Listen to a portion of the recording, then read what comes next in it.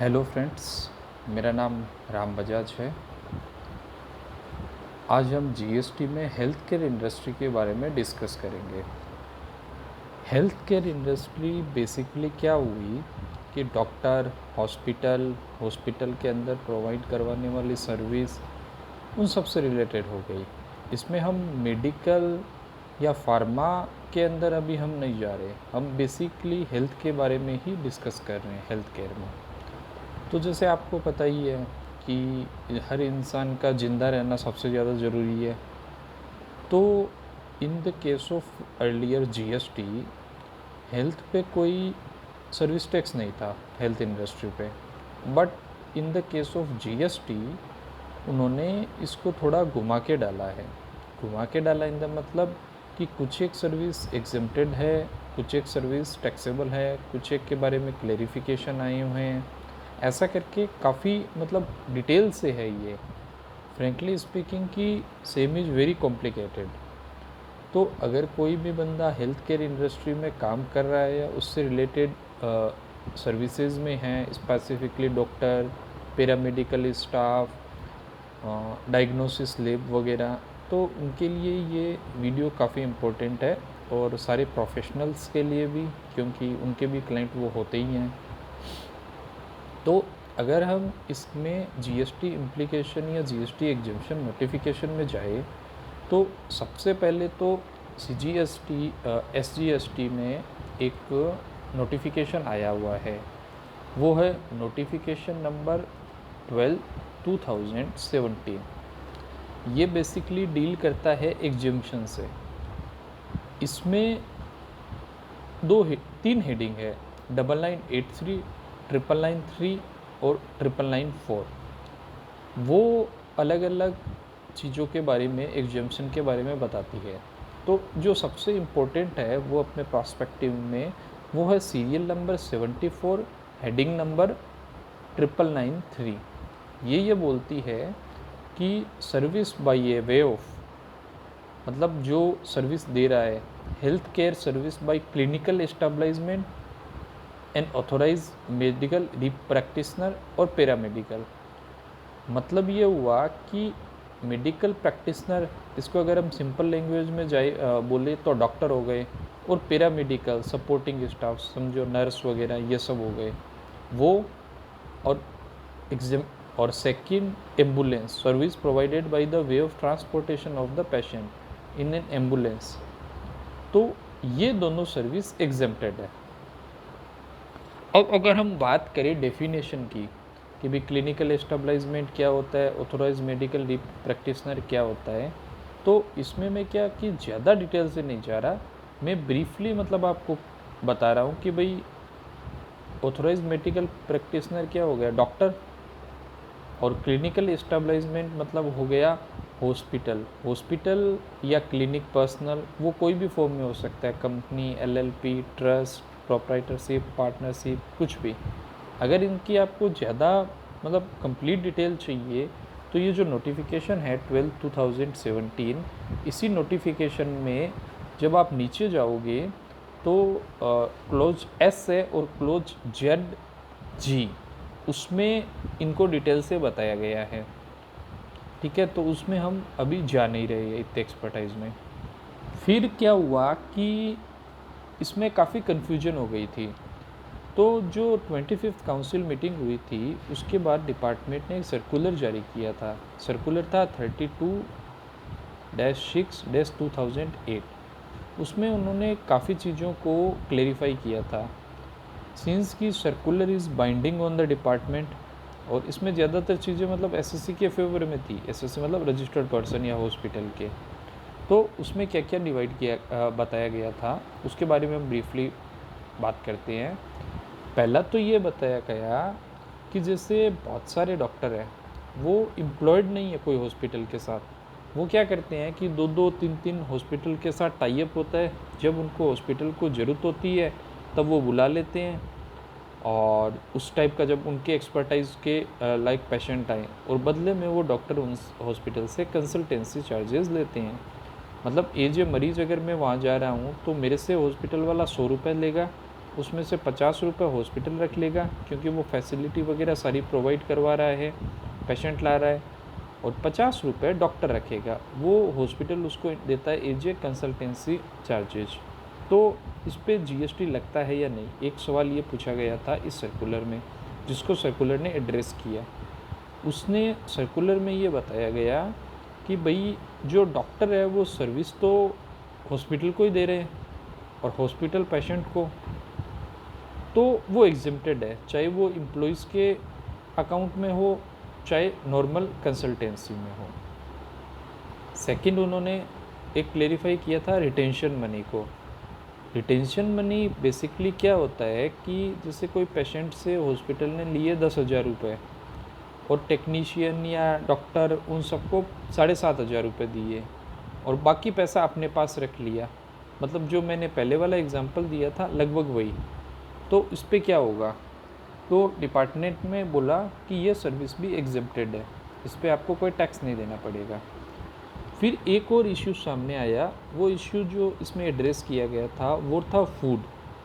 अब जैसे कोई बंदा हॉस्पिटल में एडमिट होता है तो 5-7 दिन वो रहता है और हर हॉस्पिटल में एक केटरिंग के लिए कुछ ना कुछ होता है, तो इतने भाई बंद पेशेंट आते हैं, उनकी फैमिली वाले आते हैं, भूख तो सबको लगती है, बीमारी तो ठीक है अपनी जगह, तो उसमें फिर क्या करें। तो उन्होंने ये बोला सर्कुलर में कि अगर हॉस्पिटल के पास अपनी कैंटीन है और अगर वो फूड प्रोवाइड करती है तो ये एग्जेम्प्टेड होगा डॉक्टर और स्टाफ, और अगर ये इंडोर पेशेंट को भी दे रही है तो भी एग्जेम्प्टेड होगा, क्योंकि एंसिलरी सर्विस जो अपन ने पढ़ा था कंपोजिट सर्विस उसमें आ जाता है ये। और अगर ये बाहरी लोगों को देती हैं, जैसे मैं गया हॉस्पिटल ओपीडी में, मेरे को भूख लग गई, मैंने खाना खाया, तो वो टैक्सेबल है। तो मतलब हॉस्पिटल को ये चीज़ अगर कोई भी हॉस्पिटल फूड का वहाँ पे चला रहा है साथ में एक्स्ट्रा, तो उनको इसको सेपरेट रखना होगा डेटा कि भाई कितना फूड या बिवरेज वगैरह हॉस्पिटल में गए और कितने आउटडोर के लिए गए, आउटडोर पेशेंट के लिए, क्योंकि आउटडोर पे टैक्सेबल होगा, हॉस्पिटल को रजिस्ट्रेशन लेना पड़ेगा आईटीसी का, और इनपुट और आउटपुट उस पर जो भी है नॉर्मल सिस्टम वो अप्लाई हो जाएगा। फिर इसमें अगर हम पहले मैंने हल्का सा बोला था कंपोजिट सप्लाई का, हॉस्पिटल में ये कंपोजिट सप्लाई वाला रूल बहुत ज़्यादा एप्लीकेबल है, सिंस कि आदमी प्राइमरी तो जाता है हॉस्पिटल में इलाज के लिए, बट वो साथ में भी बहुत सारी सर्विस देते हैं छोटी मोटी, तो सिंस की प्राइमरी सर्विस एग्जेम्प्टेड है तो उससे रिलेटेड सारी सर्विस भी एग्जेम्प्टेड होगी। अगर मैं एग्जांपल दूं तो जैसे हॉस्पिटल वाले अगर खुद मेडिसिन प्रोवाइड करवाते हैं, चाहे कस्टमर से चार्ज ले या ना ले, उस पर जीएसटी नहीं लगेगा, आउटपुट टैक्स 0 होगा। तो हॉस्पिटल वाले जब कोई भी पेशेंट को बिल बना के देंगे कि भाई 100 रुपये उसका एडमिशन चार्जेज हुआ, 100 रुपये डॉक्टर की फ़ीस हुई और 50 रुपये की मेडिसिन लगी, तो अगर 250 का बिल है तो उस पर कोई जीएसटी नहीं लगेगा। मेडिसिन पे जीएसटी लगता है बट इन दैट केस नहीं लगेगा, क्योंकि वो कंपोजिट में आ जाती है। फिर हम डिस्कस करते हैं कुछ एक जजमेंट आए हुए हैं अलग अलग कोर्ट्स, AAR, AAR रूलिंग के, तो उससे भी हमें थोड़ा क्लियरिटी आ जाएगी कि किस चीज़ पे जीएसटी लगता है, किस पे नहीं लगता है। अब जैसे एक जजमेंट आए, पहले मैं डिस्कस करूँगा जो फेवर के आए, फेवर के मतलब जो जिसमें ये बोला गया कि ये सर्विस अगर हॉस्पिटल देता है तो वो एग्जिम्प्टेड है, और बाद में हम डिस्कस करेंगे टैक्सेबल का।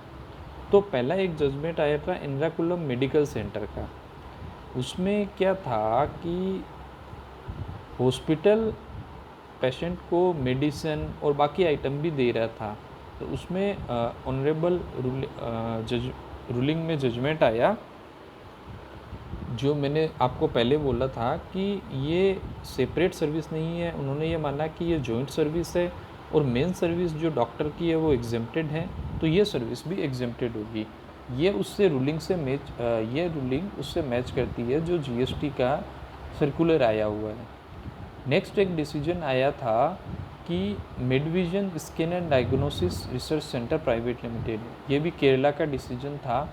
ये बोला कि अगर कोई हॉस्पिटल के अंदर डायग्नोसिस क्लिनिक है और कोई पेशेंट उसी से ही, मतलब जो पेशेंट उसमें एडमिट हुआ है और वो उसका अगर डायग्नोसिस उसी लैब में होता है तो वो एग्जेम्प्टेड है, क्योंकि ये इसी में भी वो सेम टू सेम कंपोजिट वाला रूल अप्लीकेबल हो गया। हॉस्पिटल प्रीमाइसिस के अंदर है, एडिशनल सर्विस माना जाएगा और उसको उस पर जीएसटी नहीं देना पड़ेगा। नेक्स्ट ये आया Shreya therapeutics private limited, Karnataka की रूलिंग है। इसने भी यही बोला कि प्री और पोस्ट कंसल्टेंसिंग सर्विस ये दोनों हेल्थ केयर और डायग्नोसिस ये इस दोनों तीनों पे कोई जीएसटी नहीं लगेगा। फिर अब हम कुछ ऐसे डिसीजन की बात कर ले कि जो टैक्सेबल होते हैं हेल्थ केयर इंडस्ट्री में, हॉस्पिटलों में।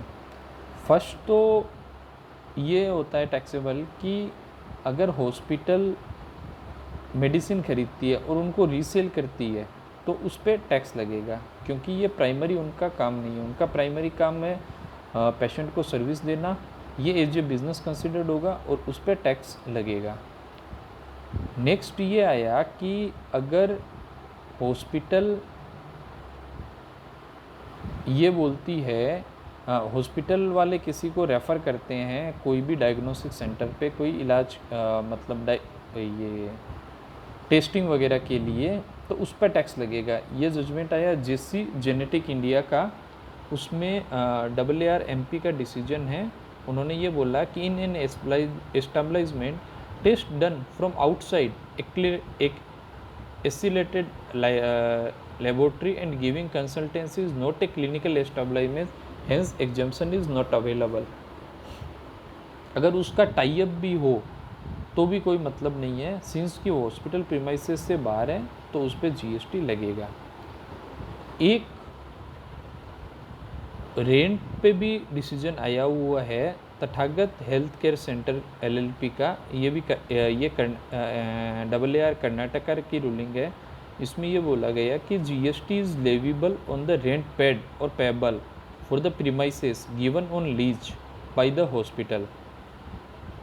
अगर हॉस्पिटल लीज पे कोई भी जगह लेता है तो उस पर जीएसटी लगेगा। फिर अब इस इंडस्ट्री के बारे में एक सेक्टर के में और बात करें, जैसे अगर आपको ध्यान में हो तो अपने इनकम जीएसटी में इन्वर्टेड ड्यूटी स्ट्रक्चर का रिफंड मिलता है। तो in the case of hospital ये इन्वर्टेड ड्यूटी स्ट्रक्चर बहुत अप्लीकेबल है। जैसे फॉर एग्जांपल मैं अगर बात करूं, जैसे हॉस्पिटल वाले बहुत सारी चीज़ों का इनको इनपुट टैक्स हेवी लगता है। और द कैपिटल गुड्स हो गया सबसे बड़ा, कि हर मशीन पे बड़ा जीएसटी लगता है, ज़्यादातर मशीनें इंपोर्ट होती है तो आईजीएसटी लग जाता है। फिर ये कई सर्विस और भी कंज्यूम करते हैं मार्केट से, भाई लेब से रिलेटेड हो गया और जनरल सेंस में हो गया, तो उन सारी सर्विस पे सिंस कि इनको इनपुट एक्यूमुलेटेड हो जाता है तो इनको रिफ़ंड करने का भी गवर्नमेंट का इजी प्रोसेस है। जो नॉर्मल प्रोसेस है उसमें इन्वर्टेड ड्यूटी स्ट्रक्चर इनको रिफ़ंड मिलता है, तो ये हेल्थ केयर सेक्टर के लिए बहुत अच्छी चीज़ है। तो दोस्तों मुझे आशा करूँगा कि आपको ये वीडियो पसंद आया होगा। अगर आपके इस चीज़ से रिलेटेड कोई भी क्वेरी है तो आप मेरे को व्हाट्सअप कर सकते हैं या आप मेरे को कॉल कर सकते हैं। इस वीडियो के नीचे डिस्क्रिप्शन में मैंने अपना नंबर भी दिया हुआ है। अगर कोई भी बंदा इसकी मैंने एक पीपीटी भी बनाई है अभी जो मैंने बोला आपको, तो अगर किसी को चाहिए तो वो मुझे व्हाट्सअप कर सकता है, मैं उसको शेयर कर दूँगा। Thank you.